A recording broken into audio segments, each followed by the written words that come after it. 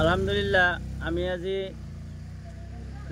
লম্বৰীতলাত ওয়াকফ বিলৰ বিৰুদ্ধে প্ৰতিবাদ কৰাৰ কাৰণে আমি ইয়াত সমবেত হৈছিলোঁ।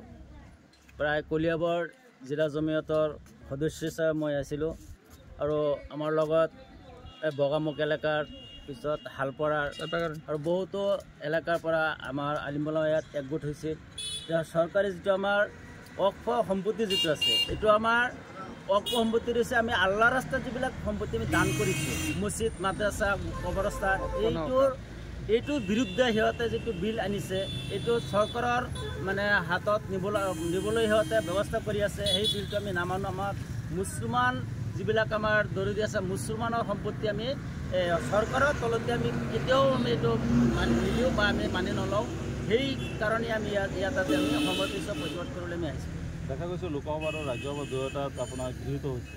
লোকসভা ৰাজ্যত গৃহীত হৈছে আমি শুনিছোঁ, কিন্তু আমি সেইকাৰণে প্ৰতিবাদ কৰি আছোঁ। আমি দৰকাৰ পৰিলে আমি আৰু প্ৰতিবাদ কৰিম বা আমাৰ তৰফৰ পৰা বা আমাৰ যিবিলাক ওপৰৰ ৰেংকৰ আমাৰ যিবিলাক আমাৰ মুৰব্বীবিলাক আছে বা আলিমুলামা আছে সেইবিলাক মানুহেও উচ্চতম ন্যায়ালয়ত সিহঁতে দ্বাৰস্থ হৈছে বা দ্বাৰস্থ হ'ব বা আমি শুনিছোঁ মানে কাগজ পাতি বা কিবা মানে এপইণ্টমেণ্টক সিহঁতে দাখিল কৰিছে। এইটো চৰকাৰৰ বিৰুদ্ধে মানে কেছৰ ডায়েৰী হৈছে।